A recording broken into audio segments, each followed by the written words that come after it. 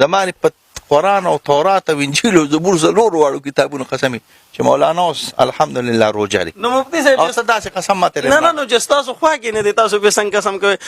شریعت هم دلیل غواړي. ته ماته دا قرآن او قسم خوړی شي چې د عمران خان یا د نواز شریف یا زرداری یا د ګنډاپورو دی به د 3 ورځو کې د منځونو یقیني طریقې سره کړي وي.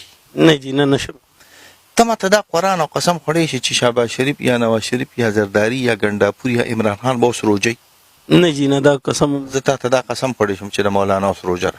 ماشاءالله ماشاءالله. مفتی صاحب دا یو خبره ډیره زبردست وکړه، خو مفتی صاحب تاسو سره خبره زه تا ته اوس دا قسم خوړی شم زمانې په قرآن او تورات او انجیل او زبور څلور واړو کتابونو قسم چې مولانا اوس الحمدلله روزه لري. نو مفتی صاحب او څه داسې قسم ماته نه نه نو چې تاسو خوا کې نه دی تاسو به څنګه قسم کوئ؟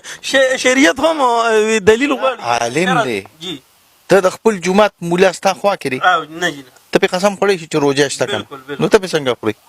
او دا د شي عالم ته خپل جومات په مفتی صاحب غیر کړو الله ته خپل جومات په ما څنګه قسم خورې؟ یاره عالم دی.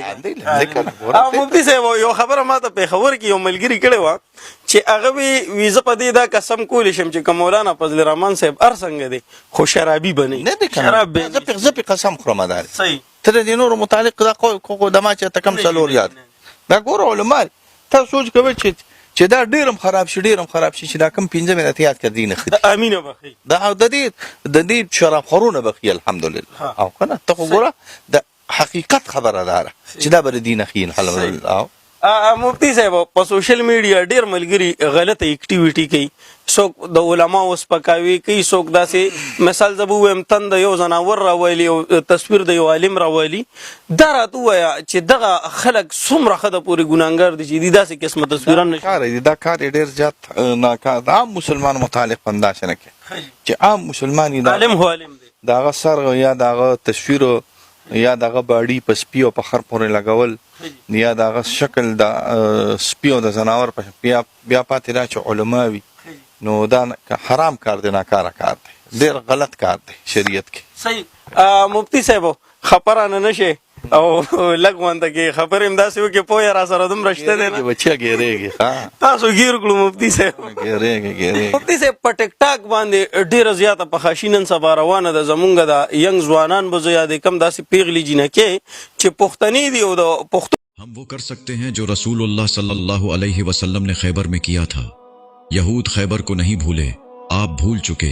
क्या आप जंग में शामिल होना चाहते हैं? वीडियो को आखिर तक देखें। खैबर के किलों में पनाह लेने वाले यहूदी खाने पीने का सामान लेकर हमारे नबी सल्लल्लाहु अलैहि वसल्लम के जाने के मुंतजिर थे। खैबर के किले एक ठूस ऊंची जगह पर थे। अगर आपने तीर मारा तो वो आपके पास वापस आ जाएगा, अगर तुम पत्थर भी फेंको तो वो उन तक नहीं पहुंचेगा, अगर आप चीखेंगे तो आपकी आवाज आप तक नहीं पहुंचेगी। खैबर तबाह नहीं हुआ, खैबर फतह नहीं हुआ था।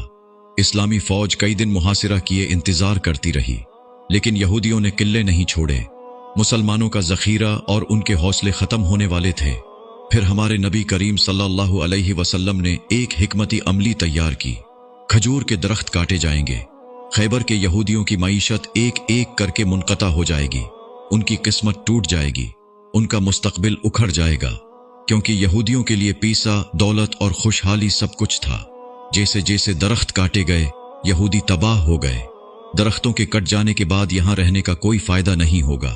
उन्होंने एक मुआहिदा किया और यहूदियों के दारुल हुकूमत खैबर से इतना सामान लेकर चले जाएंगे जितना वो ले जा सकते थे। जंगी खैबर में शामिल होना चाहते हो तो दरख्त भी काट दो। आज आप लानत भेजेंगे तो भी आपकी आवाज यहूदियों तक नहीं पहुंचेगी। पत्थर फेंकोगे तो इसराइल तक नहीं पहुंचेगा, अगर आप तीर भी मारेंगे तो वो उन तक नहीं पहुंचेगा। लेकिन आप भी हमारे नबी सल्लल्लाहु अलैहि वसल्लम की हिकमती अमली पर अमल कर सकते हैं। अपनी कुल्हाड़ी ले लो और यहूदियों के दरख्त काट दो। वो कैसे? हर यहूदी की जायदाद जो आपके घर में दाखिल होती है एक दरख्त है।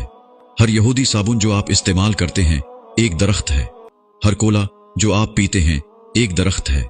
हर यहूदी पानी जो आप पीते हैं एक दरख्त है।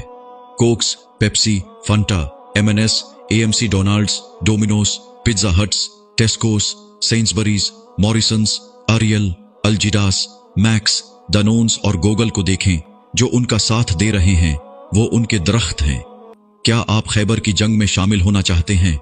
लिहाजा बाइकाट की कुल्हाड़ी उठाओ और यहूदियों के दरख्त काट दो। हमारा अल्लाह फरमाता है कि जो कोई मामूली सी नेकी भी करेगा उसे उसका अजर मिलेगा। इस पैगाम को अपने तमाम मुस्लिम ग्रुपों तक पहुंचाएं। आओ मुसलमानों, खैबर में शामिल होने का वक्त है। तो क्या हम इतने कमजोर ईमान वाले हैं कि ये भी नहीं कर सकते?